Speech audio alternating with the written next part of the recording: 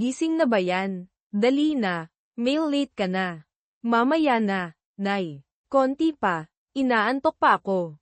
Hindi pa naman siguro late.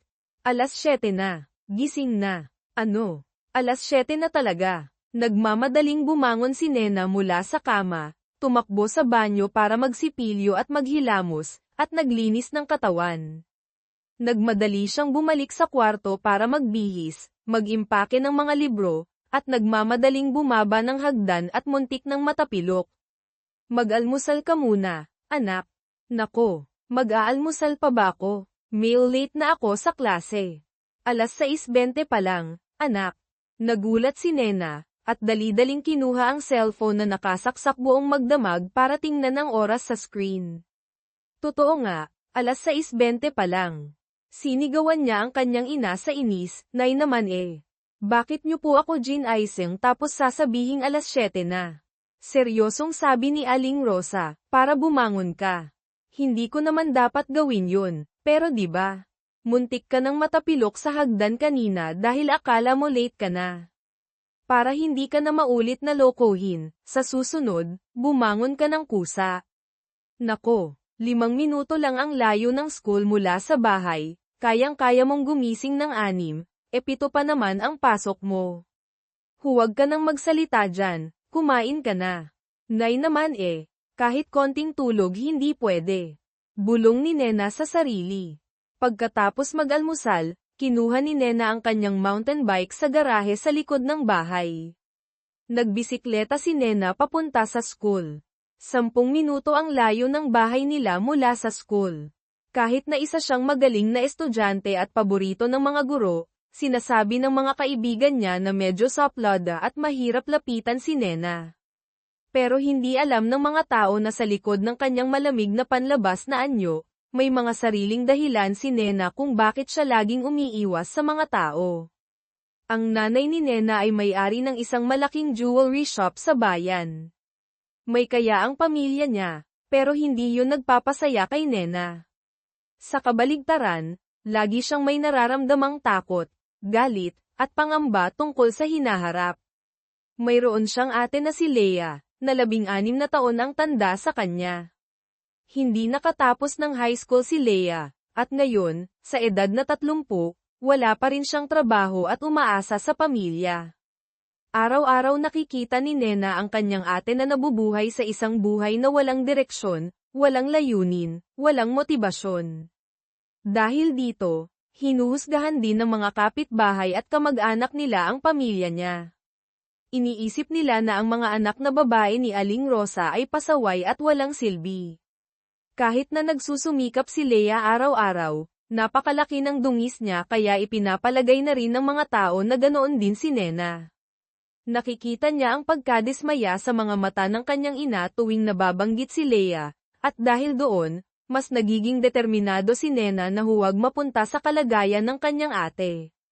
Kahit na mahal niya ang kanyang ate, hindi niya matanggap ang paraan ng pamumuhay nito. Kaya naman, lagi siyang nagsusumikap sa pag-aaral at sa mga aktibidad, at hindi niya hinahayaan ang sarili na magpabeya o magpakasawa sa mga bagay na walang kabuluhan. Ayaw niyang maging katulad ni Leah, ayaw niyang maging pabigat sa kanyang pamilya. Kinamumuhian ni Nena ang paraan ng pamumuhay ng kanyang ate, at itinuturing niya itong isang sirang salamin na hindi niya gustong tularan. Dahil sa mga pressure na ito, naging malamig at sarado si Nena. Hindi siya basta-basta nagtitiwala sa kahit sino, at ayaw niyang may pumasok sa mundo niya.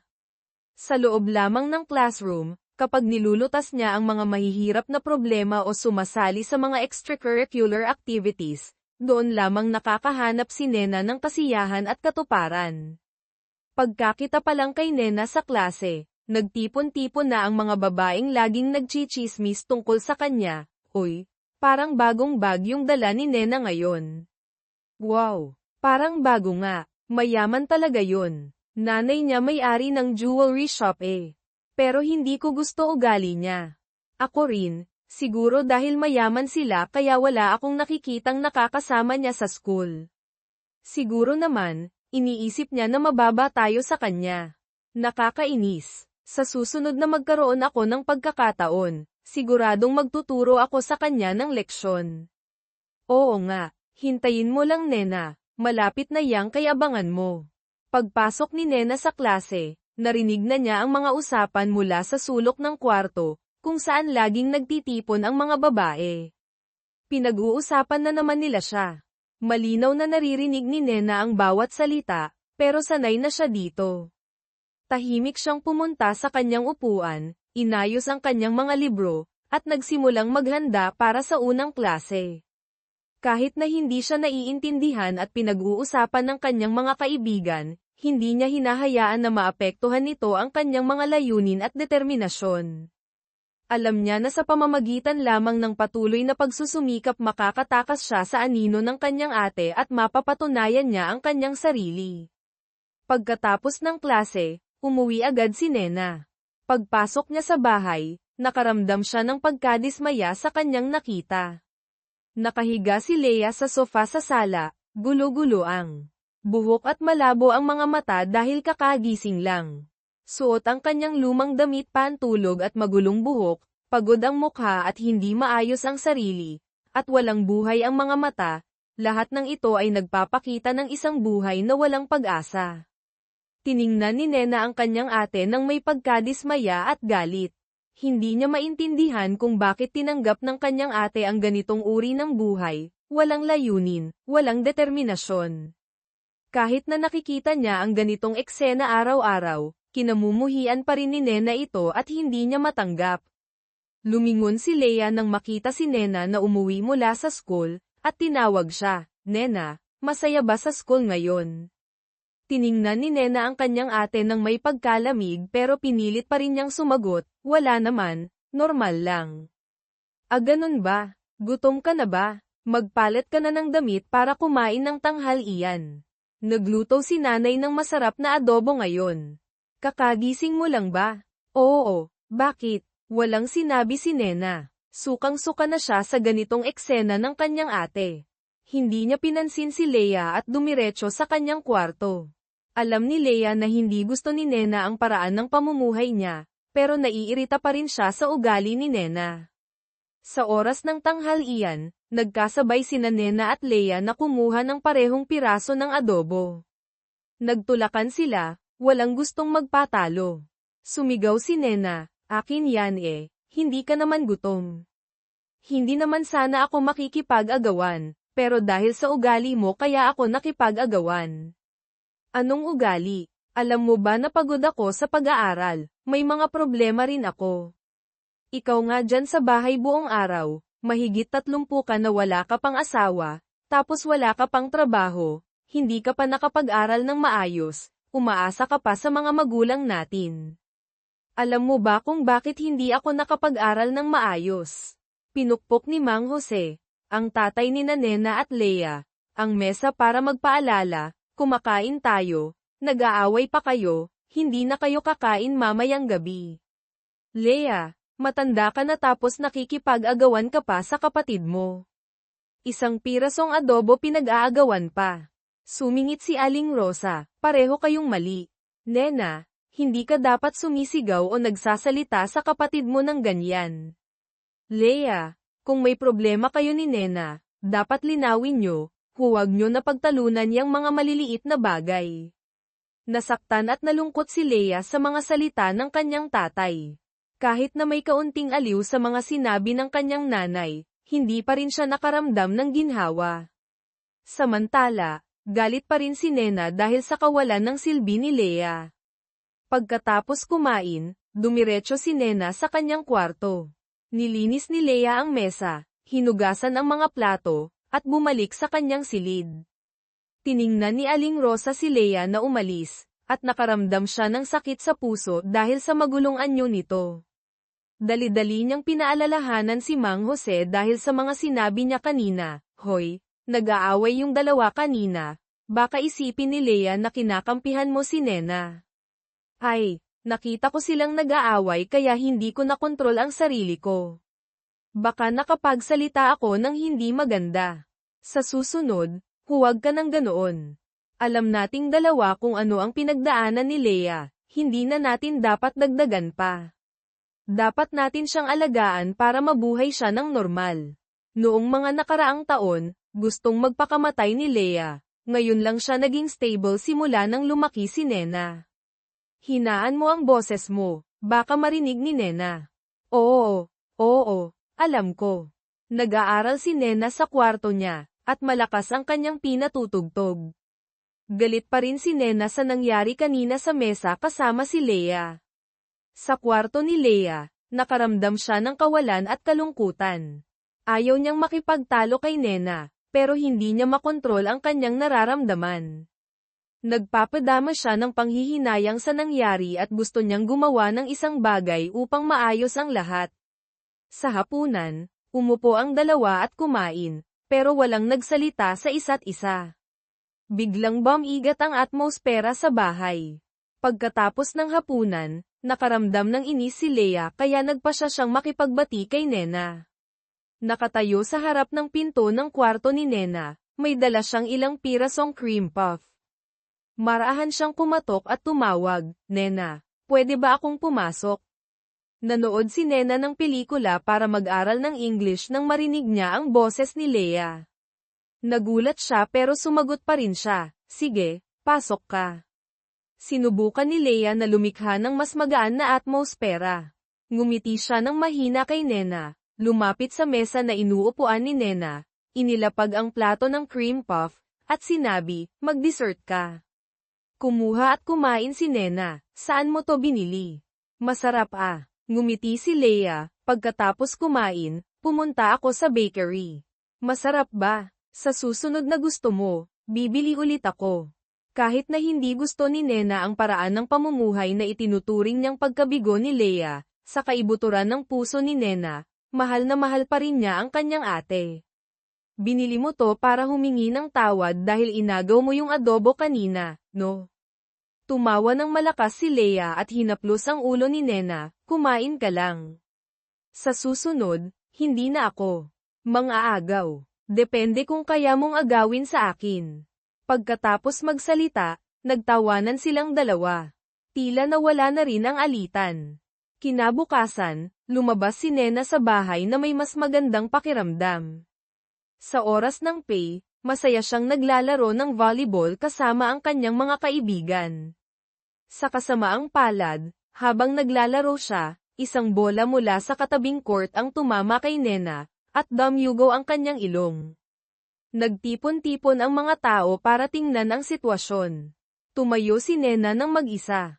Sinabi niya sa lahat, "Okay lang ako," pero nang makita ni Nena ang kanyang puting uniform na may mantsa ng dugo, nagsimula siyang mawala ng kontrol, pero para mapanatili ang kanyang imahe, nagpanggap pa rin siyang okay lang at sinabi, "Dumudugo na pala ilong ko. Sino ba yung sumipa ng bola ng ganon kalakas? Pupunta ako sa klinik para kumuha ng gamot. Sabihin niyo kay sir na dumating." Nagulat ang lahat sa pagiging kalmado ni Nena. Sa oras na iyon, tumakbo ang lalaki na aksidenteng sumipa ng bola. Natakot ang lalaki at lumapit kay Nena, at nag-aalala ang mukha niya, "Naku.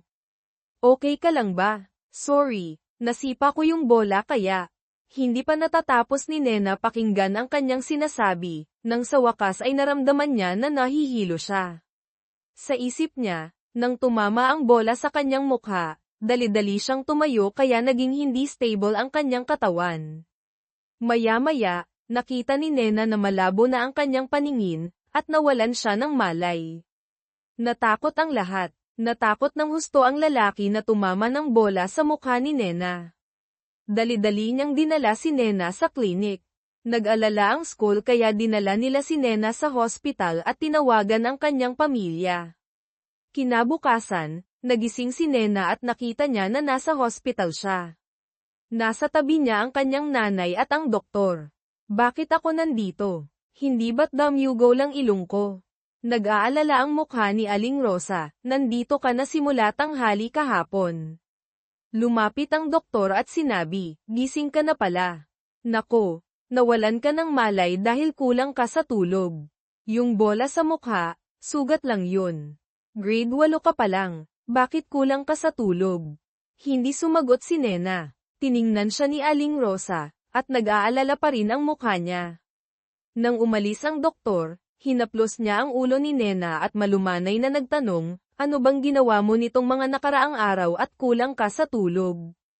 Nag-alinlangan si Nena, kasi malapit na po yung math contest kaya nag-aaral ako. Huwag ka nang magpuyat, alagaan mo ang sarili mo, baka mangyari ang masama. Layunin ni Nena na manalo sa contest kaya stressed siya. Bata pa lang siya, pero natatakot na siyang hindi siya magtatagumpay sa hinaharap. Takot siyang maging katulad ni Leia. Si Leia ang pinakapangit na imahe sa isip niya. Sa tanghali, isang lalaki na naka-uniform ng school nila Nena ang pumasok sa kwarto niya.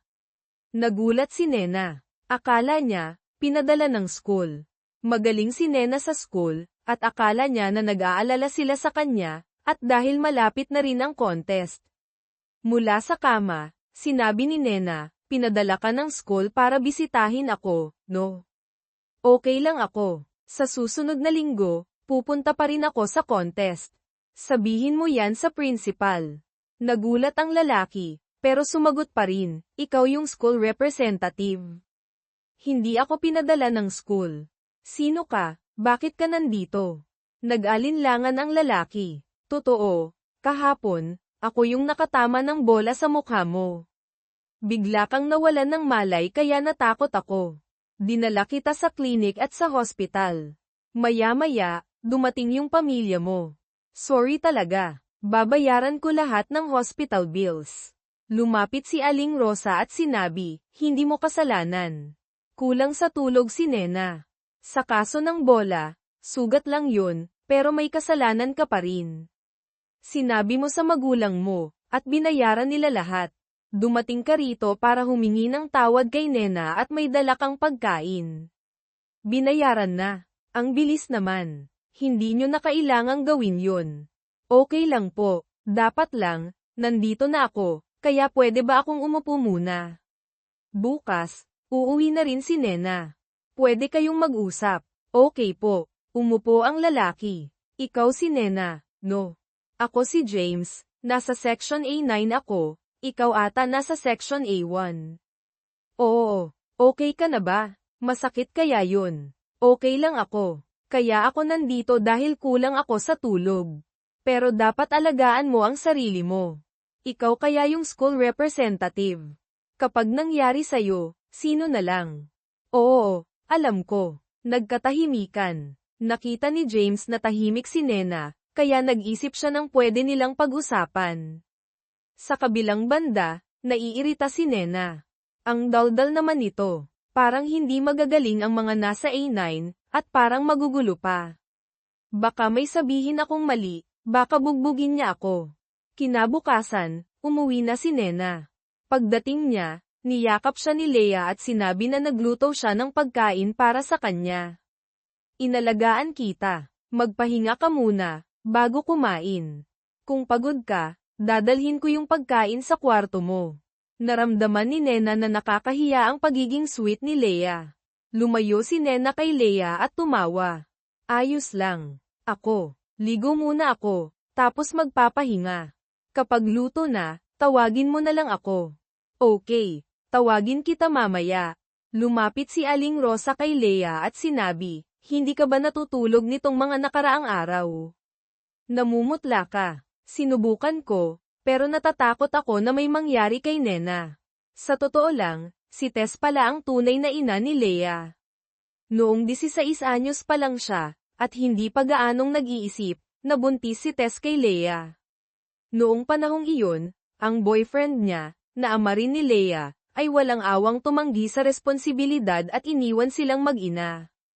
Dahil sa labis na sakit at kawalan ng pag-asa, si Tess ay nakaranas ng matinding depresyon, at ilang beses na gustong wakasan ang kanyang buhay kasama ang kanyang sanggol sa sinapupunan. Nang isilang si Leia, hindi lang si Tess ang nahirapan sa pera at sa bigat ng pagiging ina sa murang edad, kundi pati na rin sa mahahabang gabing walang tulog dahil sa iyak ng sanggol. Ang nakakadurog pusong iyak ni Leia ay ilang beses na halos nakapagpabaliw kay Tess. Pakiramdam niya, hindi na niya kaya. Nang makita ng kanyang mga magulang, sina Aling Rosa at Mang Juan, ang kalagayan ng kanilang anak, nagdesisyon silang ampunin si Leia bilang kanilang anak, sa halip na apo. Umaasa silang makababawas ito sa bigat na nararamdaman ni Tess, at makakapamuhay siya ng mas tahimik. Ang totoo, walang ibang nakaalam maliban kina Aling Rosa, Mang Juan, at Tess. Noong nagdadalang tao si Tess, ang buong pamilya ng kanyang boyfriend ay lumipat sa ibang bansa dahil sa malaking problema, nagkasakit ng malubha ang kanyang ama, at nagkaproblema sa negosyo nila. Kinailangan niyang lisanin ang kanilang bayan para sagipin ang kanilang kalagayan. Lahat ng komunikasyon kay Tess ay naputol, at ang masakit na katotohanan ito ay itinago ng pamilya kay Leia sa loob ng maraming taon. Dahil din sa depresyon at pagbubukod sa sarili sa loob ng maraming taon, hindi pa rin kasal si Tess kahit na lampas 30 na siya. Wala siyang lakas ng loob para magbukas ng puso sa iba. Dahil din sa kanyang insecurities, wala siyang trabaho at hindi nakapag-aral ng maayos dahil sa depresyon. May mga pagkakataon ding sinisi ni Tess si Leia. Para sa kanya, si Leia ang dahilan kung bakit napunta sa madilim na landas ang kanyang kinabukasan. Ngunit nang kumalma siya, alam niyang kasalanan niya rin dahil naging pabaya siya noong bata pa siya, at naniwala sa kanyang taksil na boyfriend. Bago pa man siya naging ganap na responsable, itinuring ni Tess si Leia na parang tunay na kapatid, itinago ang kanyang sakit, at sinubukang kalimutan ang masakit na nakaraan. Ngunit nitong mga nakaraang taon, ang kanyang likas na pagiging ina ay nagsimulang lumakas. Minahal niya si Leia na parang tunay na anak, sabik na pinagmamasdan itong lumaki, at inaalagaan siya sa bawat maliit na bagay. Sa tuwing tinitignan niya si Leia, napupuno ng pagmamahal ng isang ina ang kanyang puso, at labis siyang nagsisisi dahil noon ay wala siyang kapasidad na makasama si Leia bilang kanyang ina. Bagamat ang pagmamahal at pag-aalaga ni Tess kay Leia ay palaging sagana at malalim, ang kanyang papel bilang ina ay kailangang itago sa likod ng kanyang pagiging kapatid. Ang kanyang pag-aalala at pag-aaruga ay hindi naiiba sa isang tunay na ina, kailangan lang niyang gawin ito sa ilalim ng ibang pangalan.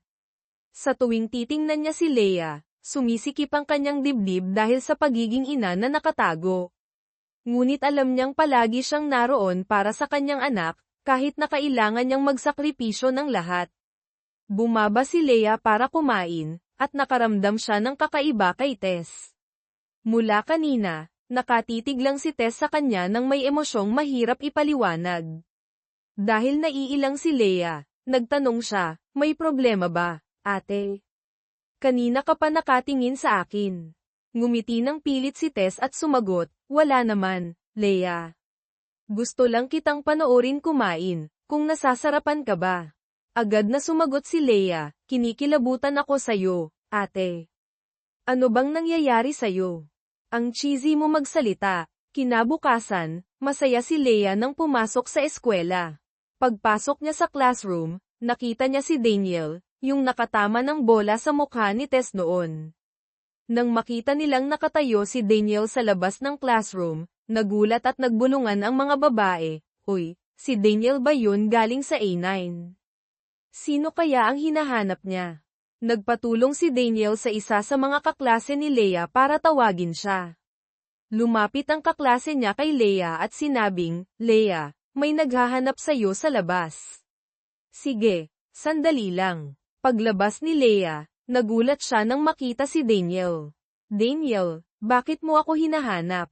Nabalitaan ko na bumalik ka na sa eskwela kaya binilhan kita ng almusal." Nagulat si Leia. Gayunpaman, tinanggap niya ito. "Salamat. Pero kung binili mo to kasi nakukonsensya ka pa rin sa nangyari noon, hindi na kailangan. Tanggapin mo na lang na pinatawad na kita. Hindi ako galit o nagtatampo sa'yo. Hindi yun ang dahilan," sabi ni Daniel.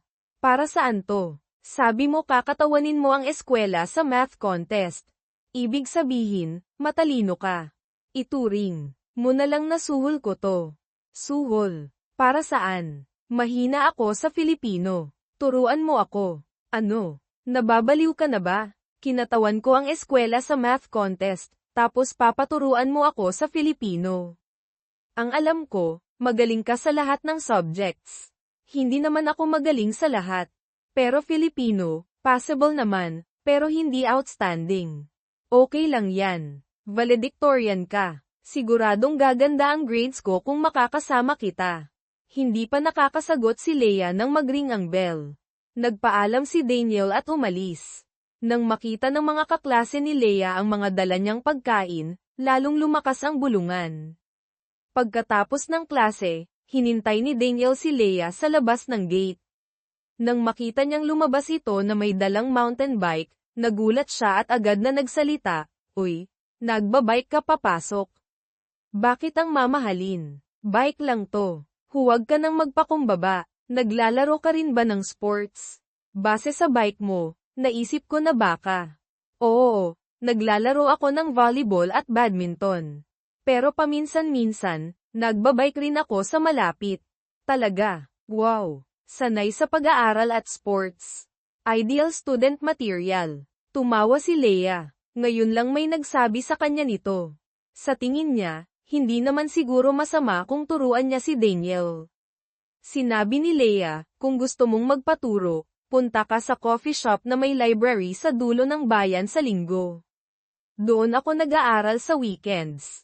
"Talaga? Ibig sabihin, pumapayag ka na magpaturo ako sa'yo?" "Oo, okay. Kita tayo sa weekend." Masaya silang umuwi. Nang makauwi si Leia, maganda ang kanyang mood. Kaya naman masigla siyang sumagot kay Tess, hindi tulad ng dati.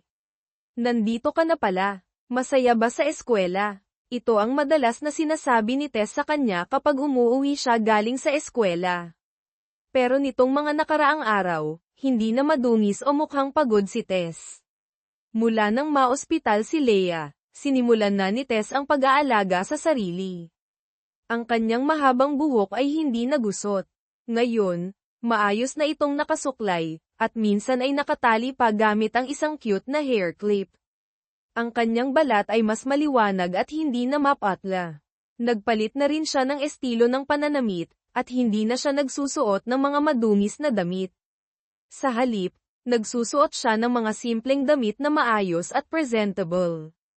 "Opo, dahil ilang araw akong nag-absent dahil na ospital ako, mas masaya ako ngayong nakapasok ako." "Mukhang inaalagaan mo na ang sarili mo, no?" Ngumiti si Tess. Magbihis ka na at bumaba para kumain. Ang pagbabago ni Tess ay hindi lang sa kanyang itsura, kundi pati na rin sa kanyang puso. Matapos maospital si Leia, napagtanto ni Tess na kailangan niyang maging mas malakas, hindi lang para alagaan si Leia, kundi para maging huwaran din sa kanya. Naiintindihan ni Tess na kung gusto niyang magkaroon ng magandang buhay si Leia, kailangan niyang magsimula sa kanyang sarili. Ang mga araw na nasa ospital si Leia ay nagbigay kay Tess ng panahon para pag-isipan ang kanyang buhay, at ang kanyang tunay na papel sa buhay ni Leia. Napagtanto niyang hindi siya maaaring manatili sa nakaraan. Kailangan niyang bumangon at magbago para maging sandalan ni Leia. Ang pagmamahal at likas na pagiging ina sa kanyang puso ang nagtulak kay Tess na alagaan ang kanyang sarili para mas maayos niyang maalagan si Leia. Habang pinagmamasdan ni Tess si Leia na umaakyat sa hagdan, sinabi niya sa kanyang sarili na palagi siyang naroon para protektahan at mahalin si Leia, kahit na kailangan niyang magsakripisyo ng marami. Siya ang magiging pinakamahusay na ina para kay Leia, kahit na hindi pa alam ni Leia ang katotohanan. Dahil maganda ang mood ni Leia, biglang guminhawa ang pakiramdam sa bahay. Napansin ni Aling Rosa na iba si Leia kaysa dati. Sa kanyang karanasan at pagmamahal bilang lola, napansin niya ang bawat maliit na pagbabago sa kanyang apo. Napansin niya na mas masigla si Leia, mas madalas na nagsasalita at tumatawa, at hindi na malungkot tulad ng dati. Sa tuwing nakikita ni Aling Rosa si Leia na masayang nagkukwento tungkol sa kanyang mga pag-aaral, nagiging maginhawa ang kanyang puso. Hindi rin maiwasan ni Tess na magulat at magsaya sa pagbabago ng kanyang anak. Napansin niya na mas naglalaan ng oras si Leia sa paghahanda para sa kanyang mga klase, at hindi na siya stress at nag-aalala tulad ng dati. Isang araw, pagkatapos ng klase ni Leia, biglang may lumabas na lalaki na may matangkad na pangangatawan galing sa isang kotse. Hinihintay siya ng lalaki sa labas ng eskwela. Nang makita niya si Leia, biglang napuno ng emosyon ang kanyang mga mata. Lumapit siya kay Leia at bumati, "Ikaw ba si Leia?" Nagulat si Leia, ngunit sumagot pa rin, "Kilala niyo po ako." Ngumiti ang lalaki at ipinakita kay Leia ang isang lumang litrato niya kasama si Tess. Pagkatapos makita ni Leia, kinumpirma niyang si Ate Tess nga ito noong estudyante pa siya, at ang lalaki sa larawan ay kamukha ng lalaki. "Anak ka ni Tess, no? Kaibigan ako ng nanay mo." Tumawa si Leia, "Ate ko po si Tess. Nanay ko po si Aling Rosa. 16 years old po ang tanda ni Ate Tess sa akin. Wala pa po siyang asawa. Ano po ang kailangan nyo?" Natigilan ang lalaki. Pagkatapos niyang mag-isip ng sandali, sumagot siya, "Nagkamali ako. Paano magkakaroon ng ganyang kalaking anak si Tess? Kamukha mo kasi siya. Magkapatid po kami, kaya magkamukha kami." "Oo nga pala. Gusto ko lang sana makita si Ate Tess mo noon." Nagulat si Leia. Nag-aaral pa lang siya, kaya naniwala siya sa mga salita ng lalaki. Ang lalaking ito ay ang tunay na ama ni Leia, ang lalaking nang iwan kay Tess. Dahil dito, sumagot si Leia, "Baka iniisip mo na may asawa na si ate kaya hindi ka nagparamdam. Huwag kang mag-alala, single pa rin si Ate Tess. Paano mo pala ako nahanap? Kapag gusto mo ang isang tao, gagawa ka ng paraan para mahanap siya." Napatawa si Leia. Hindi niya akalain na may gusto pala kay Ate Tess niya.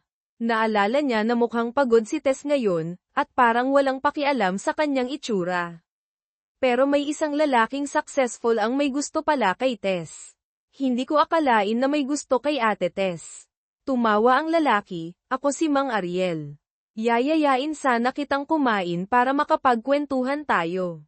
Matagal ko nang hindi nakikita si Tess, at curious ako kung kamusta na siya. Susuhulan sana kita para makuha ang mga impormasyon tungkol kay Ate Tess, no?" "Ang galing mo naman manghula."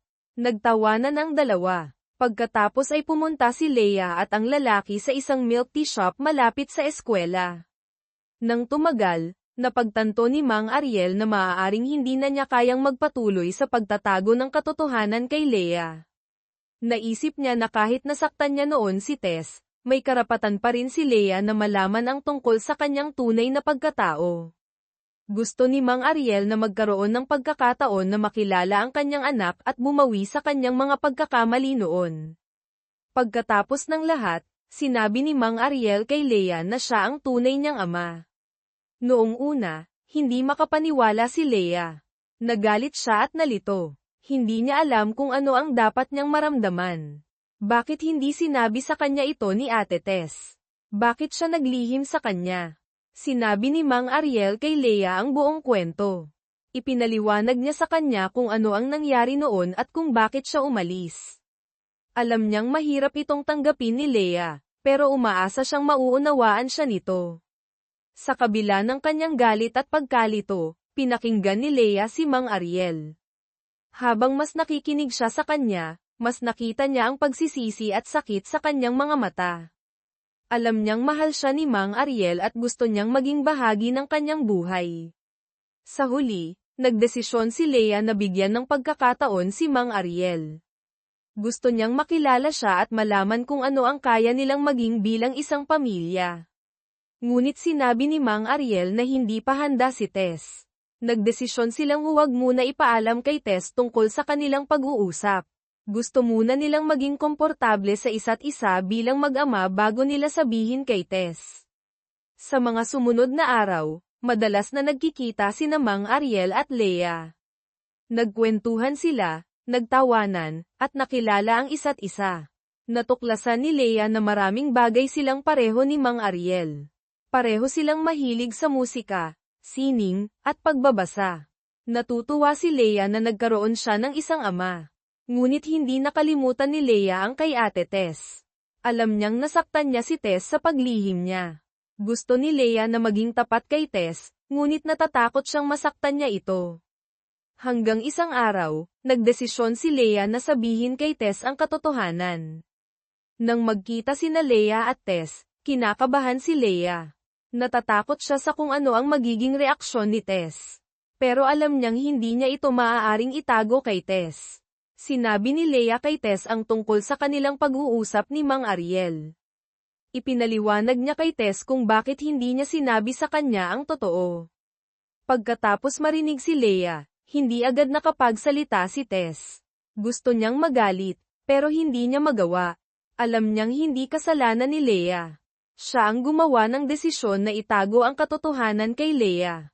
Sa huli, nagalit pa rin si Tess. Sinabi niyang hindi niya kayang magtiwala kay Mang Ariel. Sinabi niyang hindi niya gustong makita si Mang Ariel. Umiyak si Leia. Nasasaktan siya na nasasaktan din ni Tess.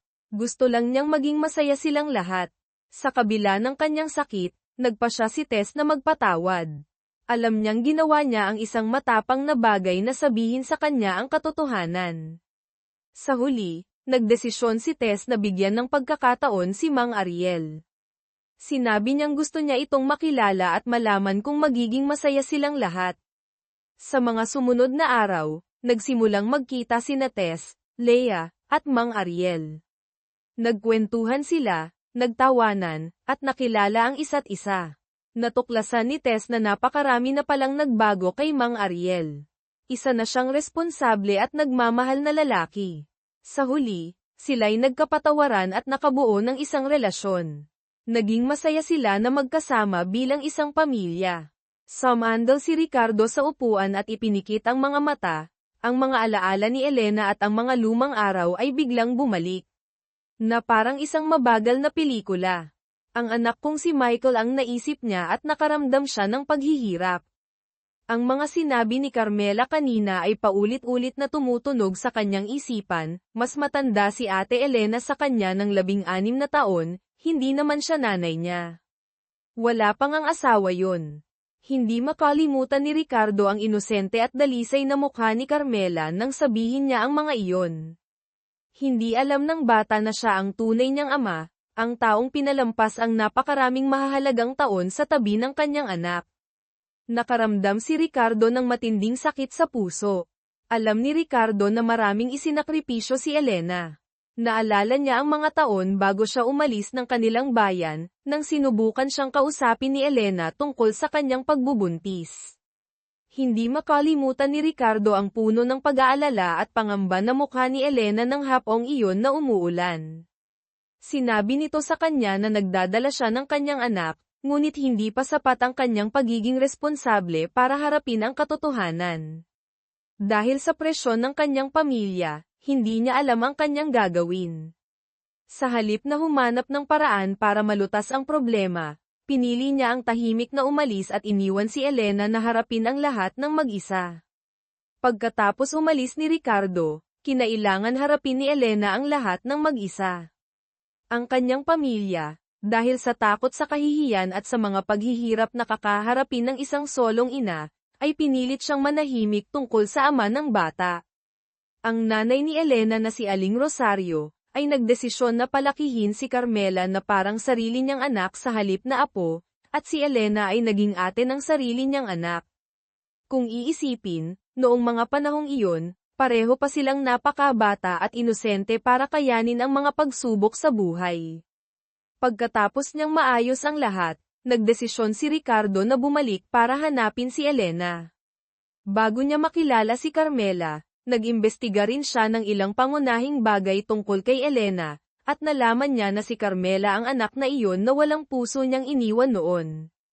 Kahit alam niya na wala siyang karapatang magpakita sa kanya, nagtataka pa rin siya at nag-aalala kung ano na ang lagay niya ngayon.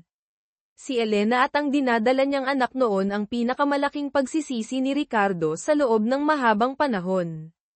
Hindi niya maiwasang mag-isip tungkol kay Elena at sa kanilang anak. Lagi niyang tinatanong sa sarili kung ano na ang buhay ni Elena at ng kanilang anak sa mga taong wala siya. Bumalik si Ricardo dahil gusto niyang magkaroon ng pagkakataong makita muli si Elena at ang kanyang anak, kahit na isang beses lang sa kanyang buhay. Umaasa siya na kahit sandali, makahingi siya ng tawad at mabawi ang ilan sa mga pagkalugi na tiniis ni Elena at ng kanyang anak. Alam ni Ricardo na hindi niya mababago ang nakaraan, ngunit gusto niyang gumawa ng isang bagay sa kasalukuyan at sa hinaharap para mabawasan ang kanyang pagsisisi. Ngunit paano niya sila lalapitan nang hindi nagiging sanhi ng gulo sa kanilang kasalukuyang buhay? Tanong ni Ricardo sa sarili. Ayaw niyang maging balisa o ma-pressure sina Elena at Carmela. Kailangan niyang humanap ng paraan para lumapit sa kanila sa maingat at magalang na paraan. Nagdesisyon si Ricardo na hahanap siya ng paraan para makipag-ugnayan kay Elena, ngunit hindi agad ibubunyag ang lahat. Gagawa siya ng isang makatwirang dahilan para makita muli ito.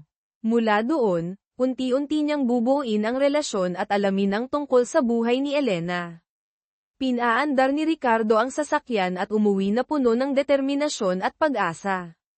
Alam niya na hindi magiging madali ang daan sa unahan, ngunit handa siyang harapin ang lahat ng pagsubok para mabawi kay Elena at kay Carmela.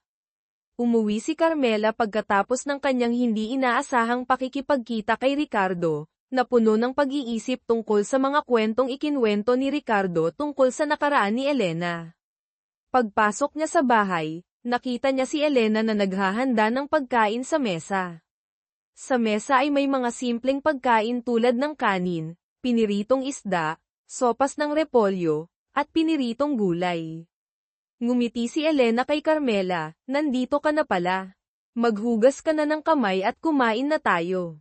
Tumango si Carmela, naghugas kaagad ng kamay at umupo sa mesa. Habang kumakain, hindi niya maiwasang isipin ang mga sinabi ni Ricardo. Nagdesisyon siyang tanungin ang kanyang ate sa maingat na paraan para malaman ang tungkol sa nakaraan ni Elena. Nagsimula si Carmela sa kanyang karaniwang tono, ngunit may nakatagong pagtataka, Ate Elena, magaling ka daw mag-aral dati. Tumango si Elena at ngumiti, oo naman. Bakit mo bigla na lang tinanong yan? Nagtataka lang ako. Siguro madami kang kaibigan dati. Patuloy na tanong ni Carmela, nakatitig kay Elena. Tumigil si Elena sandali at sumagot, oo, mayroon akong ilang malalapit na kaibigan, pero nagkahiwa-hiwalay na kami at hindi na kami masyadong nag-uusap. Mayroon bang espesyal? I mean, mayroon bang nakakamiss ka?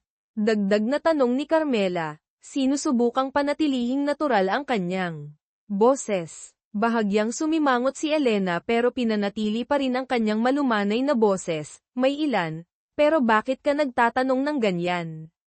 May problema ba? Wala naman. Gusto ko lang malaman ang tungkol sa iyong nakaraan. Napapansin ko kasi na bihira kang magkwento tungkol dito. Bamantong hininga si Elena, nakaramdam ng kaunting pagkabalisa, tapos na ang nakaraan, Carmela. Ayoko nang balikan. Ang mahalaga ay ang kasalukuyan at ang hinaharap. Hindi pa rin sumuko si Carmela. Nagpatuloy siya sa pagtatanong, pero hindi ka ba nakaramdam ng anumang pagsisisi sa iyong nakaraan? Mayroon bang gusto mong makita muli?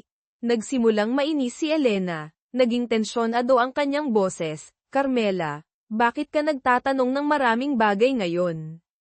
Anong problema? Ang nakaraan ko ay walang kinalaman sa kasalukuyan mo. Huwag ka nang magtanong. Nagulat si Carmela sa reaksyon ni Elena. Hindi niya maintindihan kung bakit nagalit ang kanyang ate. Gusto ko lang malaman ang tungkol sa iyo, bakit ka nagagalit? Tumayo si Elena, tumingin ng diretso kay Carmela, hindi na niya napigilan ang kanyang sarili. Carmela, sinabi ko na huwag ka nang magtanong. Ayoko nang pag-usapan ang lumang kwento, naiintindihan mo ba? Yumuko si Carmela, nakaramdam ng kalungkutan at pagkabigo. Hindi niya akalain na ang pagtatanong tungkol sa nakaraan ni Elena ay magpapakainis sa kanyang ate. Bamulong si Carmela, puno ng pagsisisi, sorry. Hindi ko alam na hindi ka komportable. Nakita ni Elena na malungkot si Carmela kaya lamambat din siya, pero ayaw pa rin niyang magpaliwanag, okay lang. Ayaw ko lang alalahanin ang mga nakaraan. Simula ngayon, huwag mo nang itatanong yan, okay. Tumango si Carmela at tahimik na nagpatuloy sa pagkain. Naging tahimik ang kapaligiran sa hapunan, hindi na masaya tulad ng dati. Pakiramdam ni Carmela ay nasaktan niya ang kanyang ate, pero hindi pa rin niya maintindihan ang tunay na dahilan. Nagdesisyon siyang hahanap siya ng paraan para mas maintindihan ang nakaraan ni Elena, pero magiging mas maingat siya para hindi na niya muling malungkot ang kanyang ate. Sa wakas, nang matapos ang hapunan, tinulungan ni Carmela si Elena na magligpit ng mesa. Ayaw niyang maging tensyonado ang kanilang pamilya kaya sinubukan niyang pasayahin ang kanyang ate. Mahinang sinabi ni Carmela, umaasa na maiintindihan ng kanyang ate ang kanyang katapatan. Ate Elena, sorry talaga kung nalungkot kita. Bamantong hininga si Elena at tumingin kay Carmela na may malambing na mata, hindi ako galit sa'yo, Carmela. May mga bagay lang na ayaw kong alalahanin. Sana maintindihan mo ako. Tumango si Carmela, nakaramdam ng kaunting ginhawa. Kahit hindi siya malinaw sa lahat ng bagay, alam niya na maraming paghihirap na pinagdaanan si Ate Elena. Mula ngayon, gagawin niya ang lahat para hindi na malungkot ang kanyang ate. Nang matapos ang lahat ng gawain sa bahay, pumasok si Elena sa kanyang kwarto, humiga sa kama, at nakaramdam ng pagod. Humiga siya ng ilang sandali, nakatingin sa kisame, nag-iisip tungkol sa pag-uusap nila kanina ni Carmela. Ang mga tanong ni Carmela ay paulit-ulit na tumutunog sa kanyang isipan, kaya hindi maiwasan ni Elena na magtaka. Bakit nagtanong si Carmela ng maraming bagay tungkol sa aking nakaraan? Tanong ni Elena sa sarili. Nakaramdam siya ng pag-aalala, natatakot na baka may nalalaman si Carmela. Naalala niya ang mga mata ni Carmela na puno ng pagtataka, ang biglaang pag-aalala nito sa mga nakaraan. Nakaramdam si Elena ng pagkabahala, isang pakiramdam ng pagkabalisa ang sumisibol sa kanyang puso. Sinusubukan palagi ni Elena na itago ang kanyang nakaraan, na protektahan si Carmela mula sa mga sakit at pagkabigo na kanyang pinagdaanan. Ayaw niyang malaman ni Carmela ang tungkol sa mga bagay na nakasakit sa kanya, ang mga sakripisyo na kanyang pinagdaanan para palakihin si Carmela. Ang lahat ng pagsisikap ni Elena ay upang matiyak na magkakaroon si Carmela ng isang tahimik na buhay at hindi na kailangang maranasan ang mga masasamang bagay na kanyang pinagdaanan. Ngunit ngayon, ang mga tanong ni Carmela ay nagpabalik ng mga alaala na gustong kalimutan ni Elena. Naalala niya ang mga pangarap, mga inaasahan, at maging ang mga sakit na kanyang tiniis noon. Nakaramdam si Elena ng galit sa kanyang sarili dahil nawala siya sa kanyang sarili at nagalit kay Carmela. Alam niya na nag-aalala lang si Carmela at gustong mas maintindihan ang kanyang ate, ngunit hindi sinasadya na nahawakan nito ang mga sugat na hindi pa gumaling sa kanyang puso. Hindi maiwasan ni Elena na sisihin ang kanyang sarili dahil sa kanyang sobrang reaksyon, dahil nalungkot at nabigo si Carmela. Bamantong hininga siya, nakaramdam ng pagod. Alam ni Elena na kailangan niyang maging malakas, hindi lang para sa kanyang sarili kundi para rin kay Carmela, ngunit kung minsan ang nakaraan ay masyadong masakit para harapin. Umaasa lang siya na maiintindihan ni Carmela at hindi na niya patuloy na babalikan ang mga lumang kwento. Bago matulog, nagdesisyon si Elena na magso-sorry siya kay Carmela sa umaga. Gusto niyang malaman ng kanyang kapatid na mahal niya si Carmela, at kahit gaano kasakit ang nakaraan, ang kasalukuyan at hinaharap ni Carmela ang pinakamahalaga sa kanya. Ipinikit ni Elena ang kanyang mga mata, sinubukang humanap ng kaunting kapayapaan sa kanyang pagtulog, kahit na alam niya na ang mga alalahanin at mga tanong ay naroroon pa rin, na nagpapahirap sa kanya sa bawat panaginip. Ilang araw pagkatapos, palaging hinahanap ni Ricardo si Carmela pagkatapos ng kanyang klase. Sa una, nakaramdam ng kaunting kakaiba si Carmela nang bigla na lang may interesadong matandang lalaki sa kanya. Pero sa pagtagal, nasanay na rin siya sa presensya ni Ricardo. Tuwing pagkatapos ng klase, kadalasang naghihintay si Ricardo kay Carmela sa labas ng eskwelahan at magkasama silang pumunta sa isang milk tea shop o sa mga snack stand malapit sa eskwelahan. Napakarami nilang pinag-uusapan, mula sa pag-aaral ni Carmela hanggang sa mga lumang kwento na ikinukwento ni Ricardo tungkol sa panahon ng kanyang pag-aaral. Nakaramdam si Carmela na nagkaroon siya ng mas matandang kaibigan at masaya siya tungkol dito. Laging nakikinig si Ricardo at ibinabahagi sa kanya ang mga karanasan sa buhay, mga kawili-wiling kwento.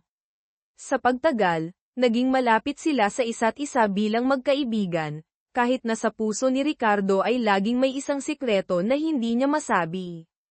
Isang hapon pagkatapos ng klase, muling pumunta si Carmela at Ricardo sa kanilang paboritong milk tea shop.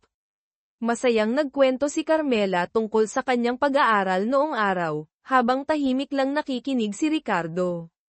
Paminsan-minsan, ngumingiti o tumatango si Ricardo. Tito Ricardo, magkwento ka pa tungkol sa pag-aaral noon ni Ate Elena. Nagtataka talaga ako tungkol sa kanya noong bata pa siya. Ngumiti si Ricardo, ngunit sa kanyang puso ay nagngangalit ang mga komplikadong damdamin. Alam niya na niloloko niya si Carmela tungkol sa isang mahalagang katotohanan, ngunit ayaw niyang palungkutin o saktan ang bata. Ang ate mong si Elena noon ay napakagaling at aktibo. Naaalala ko na lagi siyang namunguna sa klase at sumasali sa maraming aktibidad. Napakabuti niyang kaibigan. Hindi ko akalain na magaling pala si Ate Elena. Ngayon kasi mukhang lagi siyang pagod at malungkot. Siguro maraming hirap na pinagdaanan ang ate ko. Oo, hindi naman palaging madali ang buhay. Pero naniniwala ako na malakas ang ate mong si Elena. Malalampasan niya ang lahat ng hirap. Alam mo ba, Tito? Nakikita ko na isa kang malapit na kaibigan ni Ate Elena. Dahil sa iyo, mas marami akong nalalaman tungkol sa ate ko, mga bagay na hindi ko alam dati. Ngumiti si Ricardo, pero lalong bumigat ang kanyang puso. Alam niya na hindi magtatagal ang ganitong relasyon nang walang pagsisiwalat ng katotohanan, ngunit hindi pa siya handang harapin iyon, hindi pa siya handang sirain ang mapayapang mundong kinabubuhay ni Carmela. Ilang araw pagkatapos, muling nagkita si Carmela at Marlon sa isang coffee shop library sa huling bahagi ng bayan para mag-aral. Pagkatapos nilang matapos ang kanilang takdang aralin, ikinwento ni Carmela kay Marlon ang tungkol sa kanyang pakikipagkita kay Ricardo. Marlon, kamakailan ay nakikipagkita ako sa isang tito na nagngangalang Ricardo pagkatapos ng aking klase. Kaibigan siya ni Ate Elena at madalas niya akong ikinukwento tungkol kay ate dati. Sumimangot si Marlon, nakaramdam ng pagkabahala nang marinig ang mga kwento ni Carmela. Carmela, sigurado ka bang kaibigan talaga ni Ate Elena yang si Tito Ricardo? Bakit bigla siyang nagpakita ng interes sa'yo? Pinakita niya sa akin ang mga litrato kasama si Ate Elena noon.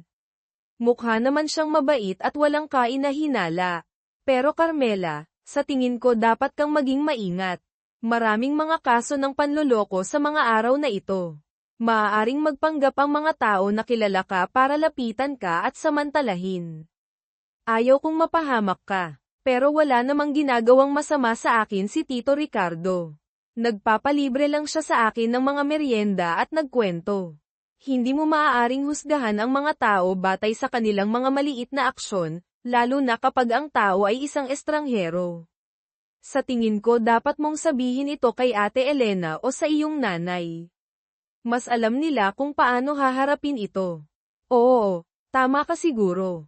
Magiging mas maingat ako, pero ayaw kong masyadong mag-alala si Ate Elena. Gusto ko lang na maging ligtas ka.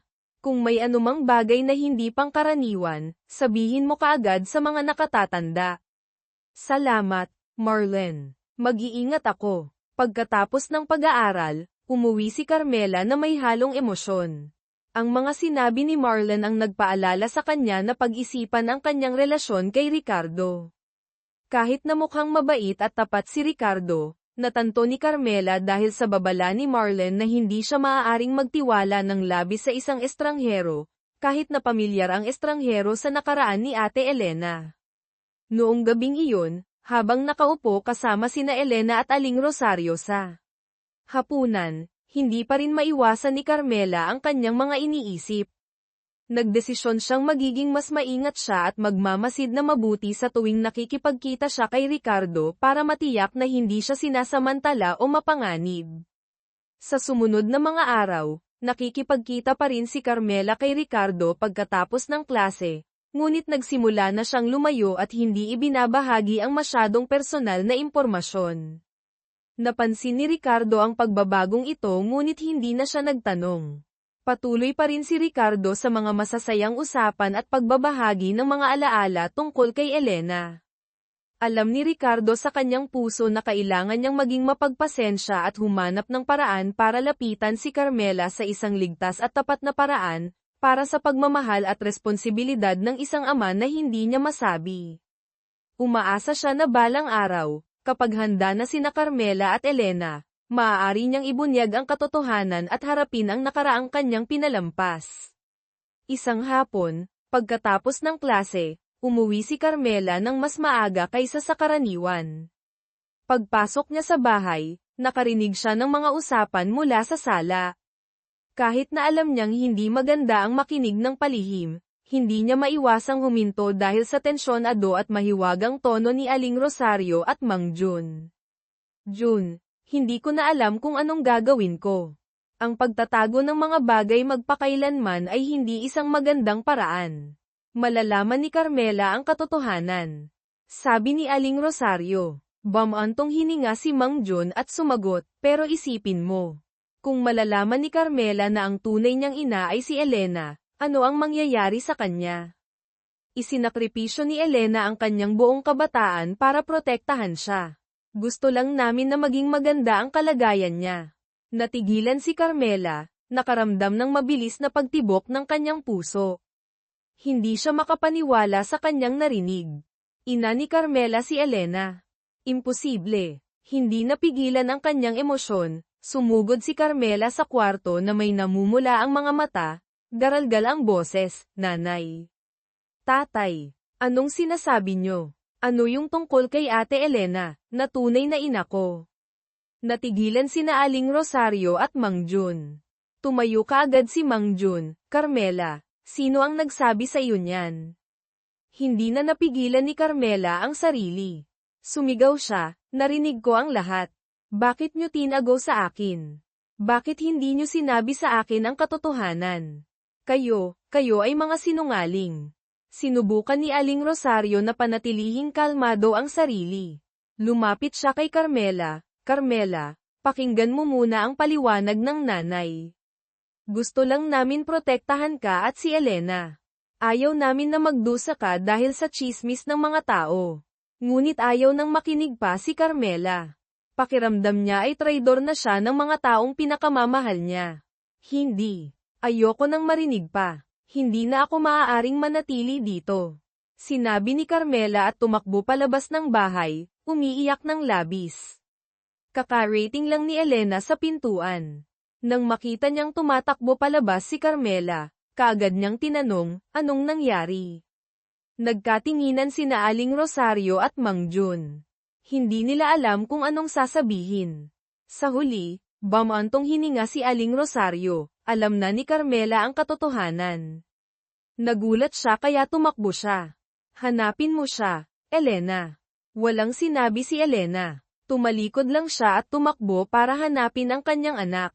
Puno ng emosyon ang kanyang puso. Nag-aalala at nasasaktan siya. Hindi niya alam kung saan pupunta si Carmela. Alam lang niya na dapat niyang hanapin ang kanyang anak bago may mangyaring masama. Tumakbo si Carmela nang hindi alam kung saan pupunta. Pakiramdam niya ay bumagsak ang buong mundo sa kanyang harapan. Ang mga alaala at mga imahe tungkol kay Elena at sa kanyang pamilya ay biglang naging magulo. Kailangan niya ng panahon para tanggapin ang katotohanan, para maintindihan kung bakit tinatago sa kanya ng lahat. Huminto siya sa isang maliit na park malapit sa kanyang bahay. Umupo siya sa isang bangko at umiyak ng malakas. Puno ng iba't ibang emosyon ang puso ni Carmela, sakit at pakiramdam ng pagtataksil. Hindi niya alam ang kanyang gagawin. Alam lang niya na kailangan niyang umalis sa lugar na ito kung saan lahat ng bagay ay naging kasinungalingan at masakit. Samantala, hinanap ni Elena si Carmela sa lahat ng dako, na tumatawag sa kanyang anak ng walang pag-asa. Alam niya na ito ang pinakamahirap na oras sa kanyang buhay. Dapat niyang harapin ang mga nangyari sa nakaraan. Alam ni Elena na dapat niyang malampasan ito kahit gaano kahirap. Desidido si Elena na hanapin si Carmela at gawin ang lahat para aliwin at ipaliwanag sa kanyang anak. Nabunyag na ang katotohanan, at ngayon umaasa lang siya na maiintindihan ni Carmela at mapapatawad ang lahat ng kanyang ginawa. Ginawa niya ang mga ito para sa pagmamahal at pagprotekta sa kanyang anak. Lumipas ang hapon ngunit wala pa ring bakas si Carmela. Nang gumabi, lalo pang tumindi ang pag-aalala ni Aling Rosario at Mang Jun. Umuwi si Elena, pagod at nalilito. Hindi niya alam kung anong susunod na gagawin. Hinawakan ni Aling Rosario ang kamay ni Elena. Nanginginig ang boses, kailangan nating magsumbong sa pulis. Hindi maaaring nasa labas si Carmela sa gabi. Tumango si Elena, ngunit ayaw pa rin niyang sumuko sa pag-asang mahahanap si Carmela bago humingi ng tulong sa iba. Muli siyang umalis ng bahay at nagpatuloy sa paghahanap sa kanyang anak. Sa kasalukuyan, naglakad-lakad si Carmela sa madidilim na lansangan, litong-lito ang isip sa mga tanong na walang kasagutan. Hindi niya alam kung saan siya pupunta. Alam lang niya na kailangan niya ng espasyo para mag-isip. Nang makarating siya malapit sa isang maliit na coffee shop, huminto si Carmela, nakaramdam ng pagod at gutom. Sa pagkakataong iyon, nagkataong dumadaan si Ricardo at napansin niya si Carmela. Huminto siya, lumabas ng kanyang sasakyan, at lumapit sa kanya. Carmela, anong ginagawa mo dito ng ganitong oras? Tanong ni Ricardo, puno ng pag-aalala. Tumingin si Carmela at nakita si Ricardo. Agad siyang nakaramdam ng kaunting kaligtasan nang makita ang isang taong kilala niya. Ako, hindi ko alam kung saan ako pupunta. Sabi niya, garalgal ang boses. Marahang ipinatong ni Ricardo ang kanyang kamay sa balikat ni Christina. Sakay na, ihahatid kita pa uwi. Umiling si Christina. Tumulo ang mga luha, ayokong umuwi. Lahat ay kasinungalingan. Hindi ko na alam kung sino ang paniniwalaan. Tiningnan ni Ricardo si Christina, na puno ng pag-aalala at awa ang kanyang puso. Alam niya na ito ang pagkakataon niya para alagaan at tulungan ito, gayon din para alamin kung ano ang problemang kinakaharap ni Christina. Pwede mo bang ikwento sa akin kung ano ang nangyari? Pangako ko, hindi kita pipiliting umuwi kung ayaw mo. Tiningnan ni Christina ang mga mata ni Ricardo, nakaramdam ng katapatan at tiwala. Bamantong hininga siya at saka nagsimulang magkwento ng lahat, mula nang marinig niya ang pag-uusap ni Aling Rosa at Ginoong Danilo. Hindi ko akalain na si Ate Elena pala ang tunay kong ina. Itinago ni na mama at lola sa akin ito sa loob ng maraming taon.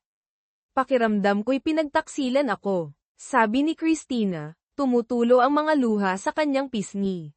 Nang marinig ni Ricardo ang kwento ni Christina, sumikip ang dibdib niya. Alam niya na siya ang dahilan ng isang bahagi ng kwentong ito, ngunit hindi niya kayang sabihin ang totoo. Ang tanging alam niya ay aliwin si Christina. Anak, minsan gumagawa ang mga nakatatanda ng mga bagay na sa tingin nila'y pinakamabuti para sa kanilang mga anak, kahit na minsan ang paraan ng kanilang paggawa ay nakakasakit sa atin. Naniniwala akong mahal ka ng iyong ina at ni Elena. Tumingala si Christina kay Ricardo, bahagyang gaman ang kanyang pakiramdam. Hindi ko alam kung ano ang gagawin ko ngayon. Ayokong umuwi, kahit ngayon lang. Iniisip ko na niloloko ako ng lahat, at si Ate Elena. Tumango si Ricardo, naiintindihan ko. Ngunit mahirap din para sa akin na gawin ang anumang bagay upang matulungan kang makatakas dito. Kung gusto mo, maaari kang pumunta sa bahay ko para magpahinga ng kaunti, mag-isip ng malinaw, at pagkatapos ay magdesisyon. Hindi kita pipiliting gawin ang anumang bagay. Nag-isip si Christina ng ilang sandali at saka tumango, salamat po, pero gusto ko munang mapag-isa. Iginagalang ni Ricardo ang desisyon ni Christina, sige, pero mananatili ako malapit dito. Kung may kailangan ka, tawagan mo lang ako. Naupong muli si Christina sa coffee shop, mas kumalma matapos ang pakikipag-usap kay Ricardo. Marami pa ring alitan sa kanyang puso, ngunit kahit papaano ay alam niya na hindi siya lubos na nag-iisa. Lumitaw si Ricardo sa tamang panahon, nagdala sa kanya ng kaunting pag-asa sa kanyang pagkadismaya. Patuloy na hinanap ni Elena si Christina sa mga lansangan, na puno ng pag-aalala at pagkadismaya ang kanyang puso. Hindi niya pwedeng mawala muli ang kanyang anak. Nang papalapit siya sa isang maliit na coffee shop, nakita niya si Christina na nakaupo kasama ang isang lalaki. Sumilay ang kaunting pag-asa sa kanyang mga mata. Ngunit nang lumapit siya, nakilala niya na ang lalaki ay si Ricardo. Hindi na napigilan ni Elena ang kanyang emosyon. Mabilis siyang naglakad papalapit sa kanila. Christina, nandito ka lang pala. Sobra akong nag-alala. Sambit ni Elena, nangingilid ang mga luha. Nakatayo doon si Elena, na puno ng magkahalong emosyon ang kanyang puso. Hindi siya makapaniwala sa nakikita niya, hindi makapaniwala na si Ricardo, ang lalaking minahal niya noon, na ibinigay niya ang kanyang puso, ay nakatayo dito, hawak ang kamay ni Christina. Ang panghihinayang, galit, at puot ay nag-uumapaw sa puso ni Elena. Ang mga imahe ng nakaraan ay bumangon sa isip ni Elena, ang mga maganda at masakit na alaala ay naghalo. Naalala niya ang mga pangako, pangarap, at planong mayroon sila, ngunit ngayon ang lahat ng iyon ay tila isang ilusyon lamang. Ricardo. Tinawag ni Elena ang kanyang pangalan ng malamig, ngunit nanginginig pa rin ang kanyang boses, hindi maitago ang sakit. Anong ginagawa mo dito? Bakit mo kasama si Christina? Nagulat si Ricardo nang makita si Elena, naguluhan siya kung paano haharapin si Elena. Bagaman maraming beses niyang naisip ang eksena ng muling pagkikita nila, hindi niya inaasahan na makita siya sa ganitong sitwasyon. Gusto niyang magpaliwanag, gusto niyang humingi ng tawad, ngunit ang lahat ay nangyari ng napakabilis kaya hindi siya nakapag-react. Si Elena ang babaeng minahal niya noon, ang babaeng hindi niya malilimutan, ngunit ngayon ang lahat ay nagbago na. Bamuka ang bibig ni Ricardo, ngunit tila nasakal ang kanyang lalamunan. Hindi niya alam kung saan magsisimula. Elena, ayokong makasakit ng kahit sino. Gusto ko lang tulungan si Christina sa panahong kailangan niya ng kasama. Ngunit hindi nakinig si Elena. Nararamdaman niya lamang ang sakit at paakit na kumakalat sa kanyang puso. Humigpit ang hawak niya sa kanyang kamay, mas lalo siyang lumubog sa dagat ng galit at puot. Elena, sigaw ni Ricardo. Sumigaw si Elena, bigat sa emosyon, tulungan saan? Ano ang maitutulong mo? Nasaan ka nang mag-isa kong pinalaki ang anak ko? Nang nagtiis ako ng napakaraming paghihirap. Sa tingin mo ba, sa pamamagitan lamang ng paglitaw mo ay malulutas mo na ang lahat? Nang marinig ni Christina ang mga salita ni Elena, natigilan siya nang mapagtanto niya na si Ricardo ang kanyang tunay na ama. Magulo ang emosyon sa puso ni Christina. Pakiramdam niya'y gumuho na naman ang lahat. Hindi na nakayanan pa ni Christina. Tumayo siya, tumutulo ang mga luha sa kanyang pisngi, tama na, kayong dalawa. Hindi ko na kayang makinig pa. Tumahimik sina Elena at Ricardo at tiningnan si Christina na may pag-aalala at panghihinayang. Tumalikod si Christina at tumakbo palayo, iniwan sina Elena at Ricardo na tulala at nasasaktan. Sinubukan ni Elena na tawagin si Christina, Christina, huwag kang umalis. Patawarin mo ako. Ngunit nakalayo na si Christina, nagniningning ang mga luha sa mga ilaw sa kalsada. Napaluhod si Elena, nasasaktan na tinatanaw ang figure ng kapatid niyang babae na anak niya pala. Lumapit si Ricardo, nanginginig ang boses, Elena, totoo akong humihingi ng tawad. Ayoko na mangyari ang lahat ng ito. Hindi nagsalita si Elena, umiyak lamang siya. Ngayon alam na nilang dalawa na kailangan nilang hanapin muli si Christina bago pa mahuli ang lahat. Tumayo sila, walang ibang iniisip kundi ang magkasama nilang maghanap kay Christina. Tumakbo si Christina, na puno ng kalituhan at pag-aalala ang kanyang puso. Hindi alam ni Christina kung saan pupunta, ang tanging alam niya ay kailangan niyang makatakas sa lahat. Mabilis na tumitibok ang kanyang puso. Ngunit wala roon ang excitement, tanging pagkadismaya at takot na lamang. Pakiramdam niya'y nalulunod siya sa isang bagyo, lumabo ang lahat sa kanyang paligid.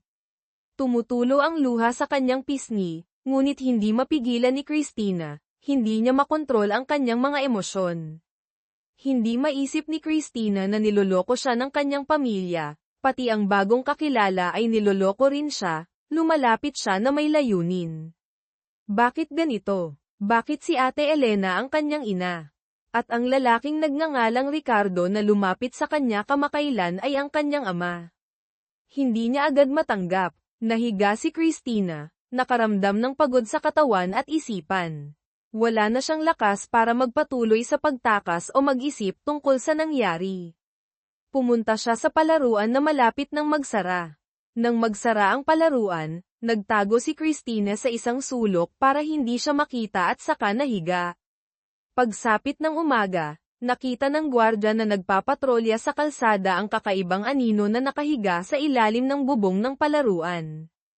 Agad lumapit ang gwardya, "Bata, gumising ka." Nagulat si Christina at nagising mula sa kanyang pagtulog. Nanlabo ang kanyang mga mata at tiningnan ang gwardya, nakaramdam ng ginaw. "Umaga na ba?" Tumango ang gwardya, nakatitig kay Christina, "Hindi ka pwedeng matulog dito. Naglayas ka ba?" Ang mga bata ngayon. Tumingin si Christina sa paligid, nanlalabo pa rin ang kanyang mga mata. Nakaramdam siya ng pagtataka at pagkalito. Tumingala si Christina sa gwardya, malamig ngunit puno ng takot ang kanyang mga mata. Hindi niya alam kung ano ang gagawin, pakiramdam niya'y naliligaw siya sa isang bangungot. Tinanong siya ng seguridad at saka tinawagan ang kanyang pamilya. Nang matanggap nila Aling Rosa, Ginoong Danilo, at Elena ang tawag mula sa seguridad, tuwang-tuwa sila. Nagmadali silang lumabas para sunduin si Christina. Buong gabi silang hindi nakatulog dahil hindi umuwi si Christina. Walang nagsalita sa daan. Nadama ni na Aling Rosa at Ginoong Danilo na mabilis na tumitibok ang kanilang puso, samantalang hindi mapigilan ni Elena ang kanyang emosyon. Nang makarating sila, natigilan sila sa kanilang nakita. Nakatayo si Christina sa labas ng pinto, nag-aalala at nakatitig sa mga tao. Walang sinabi sina Aling Rosa at Elena. Niyakap lamang nila si Christina na para bang gustong protektahan at aliwin sa anumang sitwasyon. Dahan-dahan nilang iniuwi si Christina, puno ng pag-asa at pag-aalala ang kanilang mga mata. Hindi naglakas loob na tumingin si Christina, pakiramdam niya'y nalulunod siya sa dagat ng emosyon. Tumitingin lamang siya sa lupa na para bang gustong takasan ang lahat, ngunit hindi rin niya kayang takasan ang katotohanan. Sa huling hakbang, pumasok si Christina sa bahay na tinatawag niyang kanyang tahanan. Tila bumigat ang hangin sa loob ng bahay, ang bawat silid ay puno ng katahimikan at tensyon. Sinusundan pa rin siya ng tatlo, hindi maitago ang kanilang pag-aalala at pag-asa. Pakiramdam ni Christina ay nakapaligid sa kanya ang buong espasyo, na nagpaparamdam sa kanya ng pagkabalisa at pagiging kontrolado. Naupo silang lahat, nagsalita si Aling Rosa, "Kami nagkakamali sa panloloko namin sa iyo ng matagal."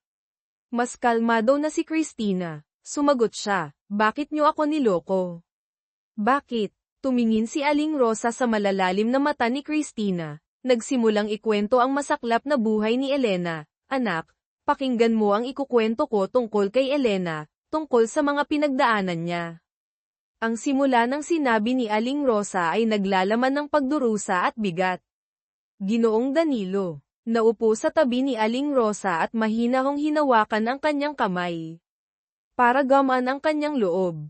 Ang iyong ina ay isa lamang bata noon, 16 na taong gulang pa lamang, nangangarap tungkol sa kanyang hinaharap.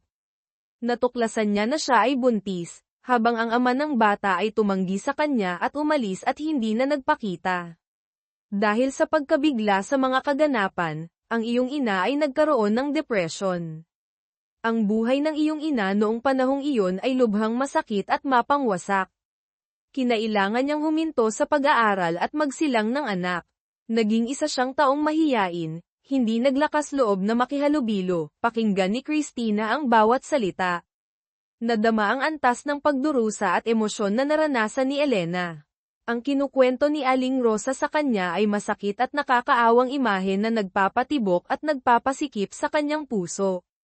Sa panahong iyon, ang iyong ina ay napunta sa isang malalim na estado ng depresyon at pagbagsak. Hindi niya nakita ang liwanag sa buhay at ilang beses na niyang naramdaman na wala na siyang lakas upang patuloy na mabuhay. Minsan naisip ng iyong ina ang pagpapakamatay.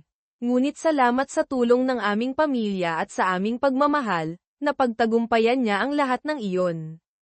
Sa oras na iyon, upang protektahan ang iyong ina pati na rin ang pagprotekta sa iyo, anako namin ng iyong ama na ikaw ay aming anak at sinusubukang alagaan ka sa abot ng aming makakaya. Nang marinig ni Christina ang sinabi ni Aling Rosa, ang lahat ay nagulo. Hindi siya makapaniwala na nanirahan si Elena sa katotohanan ito sa loob ng maraming taon. Ang pakiramdam ng shock at pinsala ay dumating tulad ng isang malaking alon. Tumingin siya sa nagmamahal na mata ni Aling Rosa, na sinusubukang maghanap ng paliwanag. Ngunit luha lang ang tumulo. Sa isipan ni Christina, ang imahe ni Elena ay umusbong ng mas malinaw kaysa dati. Naalala niya ang mga oras na inalagaan siya ni Elena, at kung paano sila magkasamang nagtagumpay sa mga paghihirap. Ngayon, alam na malaki ang isinakripisyo ni Elena. Naramdaman ni Christina na siya ay maliit at walang kapangyarihan. Kahit na hindi niya lubos na matanggap ang katotohanan ito, isang bagong damdamin ang umusbong sa puso ni Christina para kay Elena, ang paggalang at taos-pusong pasasalamat. Hindi na siya galit, naupo sa tabi niya si Elena. Idinagdag ni Elena, okay lang po ako. Ang mahalaga ngayon ay okay pa rin ako. Bilang si Christina, tiyak na may malaki siyang pagkabigla kahapon. Natulog pa siya sa labas kahapon. Siya ay tiyak na pagod na. Sige na, Christina. Pumunta ka at magpahinga sa kwarto mo. Pag-uusapan natin ito muli kapag mas komportable ka. Tumingin si Christina kay Elena at tumingin sa kanya na may iba at kakaibang liwanag. Ang kanyang puso ay magulo. Pumasok si Christina sa kanyang silid at isinara ang pinto. Pagkatapos ay humiga sa kama. Umupo si Elena sa sala kasama sina Ginoong Danilo at Aling Rosa. Magulo ang emosyon ng tatlo. Umiyak si Elena, Nay, alam na ngayon ni Christina ang katotohanan. Ang unang bagay na nakakahiya para sa akin ay ang aking paraan ng pagsasalita. Pagkatapos, paano ko siya haharapin araw-araw? Niyakap siya ni Aling Rosa. Tahimik na nakaupo si Ginoong Danilo at tumingin sa malayo. Bamantong hininga siya at sinabi, Elena, sa anumang kaso, ikaw ang tunay na ina ni Christina. Ang pag-ibig ng ina ay hindi maaaring mawala ng madali. Kailangan ni Christina ng oras upang tanggapin ang lahat. Kailangan nating maging matyaga sa kanya. Tumango si Elena, ngunit hindi tumigil ang kanyang luha. Natatakot ako na hindi niya ako tatanggapin bilang kanyang ina. Lahat ng ito ay kasalanan ko kaya't nangyari ito. Nay, hinigpitan ni Aling Rosa ang yakap kay Elena. Nanginginig ang boses ni Aling Rosa, hindi mo kasalanan, Elena. Iyon ang sitwasyon na nagpilit sa atin na gawin ito. Samantala, nahiga si Christina sa kama. Hindi siya makapaniwala sa nangyari. Nang magising si Christina, pagod pa rin siya at hindi pa rin okay. Nakita niya sa kusina si Aling Rosa na nagluluto. Nakaupo sina Elena at Ginoong Danilo sa hapagkainan. Lahat sila ay mukhang nag-aalala. Nang makita ni Elena si Christina, puno ng pag-asa at pag-aalala ang kanyang mga mata, Christina, gising ka na. Nagugutom ka ba? Gagawan kita ng almusal. Tumingin si Christina kay Elena. Nararamdaman pa rin ang magkahalong emosyon. Ngunit sinubukan niyang ngumiti. Tahimik na kumain ng almusal ang pamilya, ngunit lahat ay may iba't ibang pakiramdam. Alam ni Christina na nagbago na ang kanyang buhay. Kailangan niya ng panahon upang tanggapin at harapin ang katotohanan. Alam niyang hindi siya maaaring magtago magpakailanman. Kinaumagahan, habang naghahanda si Christina na pumasok sa paaralan, nakatanggap siya ng tawag mula kay Min. Nag-aalala si Min at tinanong siya at ikinwento ni Christina ang isang bahagi ng kwento. Walang sinabi si Min pagkatapos pakinggan ang kwento. Pinag-iingat lamang ni Min si Christina at palaging panatilihin ang kanyang moral. Unti-unting nagbago ang buhay ni Christina. kahit na hindi niya maiwasang maguluhan at mawalan ng katiyakan. Naging mas introvert siya. Hindi siya nakipag-usap sa mga tao. Nakatuon lang siya sa kanyang pag-aaral. Ngunit sa tuwing nakikita niya si Elena, mayroong isang magkakontrang pakiramdam sa kanyang puso na hindi niya maipaliwanag. At isang araw, habang nag-aaral si Christina kasama si Min, kusang pumunta si Ricardo sa bahay ni Elena. Tumayo siya sa harap ng pinto, marahang kumatok, at naghintay. Binuksan ni Elena ang pinto. Nagulat at umapaw ang kanyang emosyon. Ricardo, Elena, patawarin mo ako sa lahat. Alam ko na nagkamali ako. Gusto kong itama ang aking pagkakamali. Tumahimik na nakatayo si Elena. Tumatakbo ang kanyang luha sa kanyang pisngi. Lumabas si Aling Rosa at Ginoong Danilo. Nakita nila si Ricardo. Ang kanilang mga mata ay puno ng galit at sakit. Si Ginoong Danilo ay nagsalita, "Okay lang si Elena. Hayaan mo akong makipag-usap sa kanya. Ricardo, umalis ka na, hindi ka na namin kailangan dito sa bahay." Idinagdag ni Aling Rosa. Tumingin si Ricardo kay Elena, na may mata na nagmamakaawa para sa pagpapatawad, ngunit nakatayo lang doon si Elena. Tumutulo ang kanyang luha at walang sinabi. Tumingin si Ginoong Danilo kay Elena. Parang napakagulo ng kanyang emosyon. Natatakot siya na si Elena ay makaranas ng mental disorder muli dahil kay Ricardo. Kaya sumigaw si Ginoong Danilo, "Sa tingin mo ba, may karapatan kang tumayo dito? Pagkatapos mong umalis nang hindi nagpaalam, hindi na nagkaroon ng kahit anong komunikasyon, maglakas loob ka na magpakita rito. Talagang ang hindi ka nahihiya. Bakit hindi ka magkaroon ng pagmamahal sa sarili? Hindi ko kailangan na magpaalam ka. Pero kung talagang nagmamalasakit ka kay Elena at Christina, tiyak na bumalik ka ng mas maaga. At hindi ka dapat umalis nang walang anumang contact information." Tahimik si Ricardo. Hindi siya naglakas loob na sumagot. Nadama niya ang kanyang sarili na nagagalit dahil sa maraming taon na nawala ang oportunidad na mapalapit kina Elena at sa kanyang anak na babae. Naunawaan niya na ang bawat paliwanag sa oras na ito ay nagiging walang kabuluhan. Alam ko na mali ang ginawa ko." Yumuko si Ricardo, habang nanginginig ang kanyang boses. "Palagi akong pinahihirapan nito. Hindi ako umaasa sa iyong kapatawaran. Ngunit sana ay bigyan mo ako ng pagkakataon na magbayad," pinutol siya ni Ginoong Danilo. Sabi niya na may pangungot siya sa kanyang boses. "Sa tingin mo ba sapat na ang paghingi ng tawad upang magbayad para sa lahat ng pinagdaanan nina Elena at Christina? Pinahirapan mo si Elena sa loob ng 16 na taon. Hindi ka karapat-dapat sa aming kapatawaran." Hindi alam ni Ricardo kung ano pa ang sasabihin. Ang kanyang mata ay lumipat kay Elena, na nakatayo doon habang tumutulo ang kanyang luha. Gusto niyang lumapit, gusto niyang sabihin.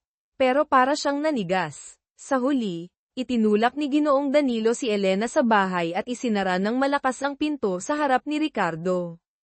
Pagkaraan ng ilang araw, bumalik si Ricardo, ngunit walang sino man ang sumalubong sa kanya. Tumayo siya sa labas ng pinto, umaasa na magkakaroon siya ng pagkakataon na ipaliwanag at bumawi. Pero sarado pa rin ang pinto. Walang sino man sa loob ng bahay ang nagbigay ng atensyon sa kanyang presensya. Isang araw, sa wakas ay binuksan ni Elena ang pinto.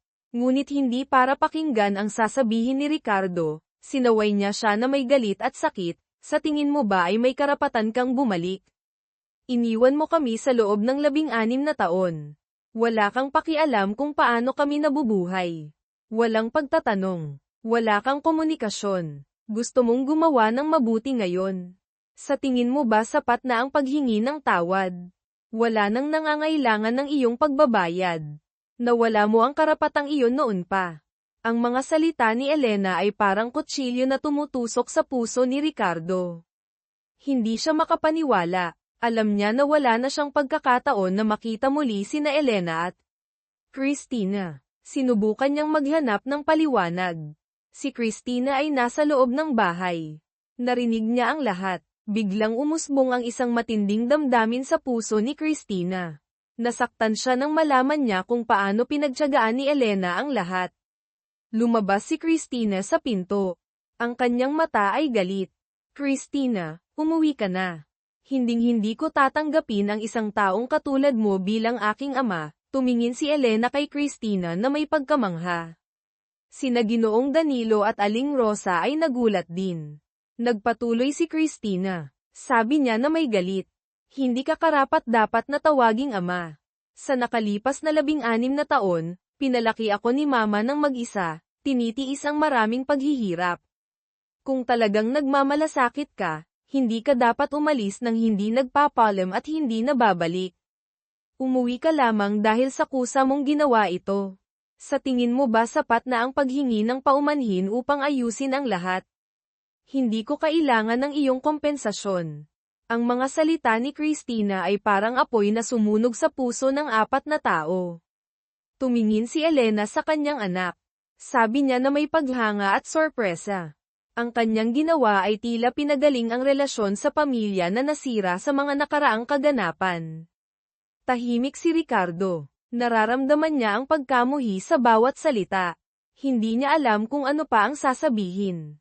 Yumuko siya upang tumingin kay Elena sa huling pagkakataon na may kapuspusan.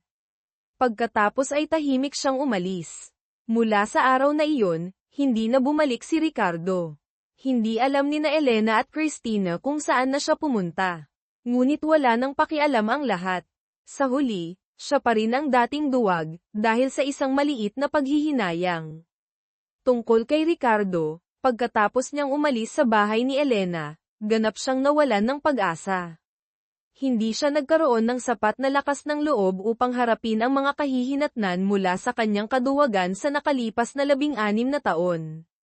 Sinabi niya sa kanyang sarili na hindi bababa sa sinubukan niya, ngunit sa kaibuturan ng kanyang puso, alam niya na iyon ay isang dahilan lamang upang takpan ang kanyang pagiging mahina. Bumalik si Ricardo sa maliit na silid niya. Alam niya na hindi na siya maaaring manatili doon.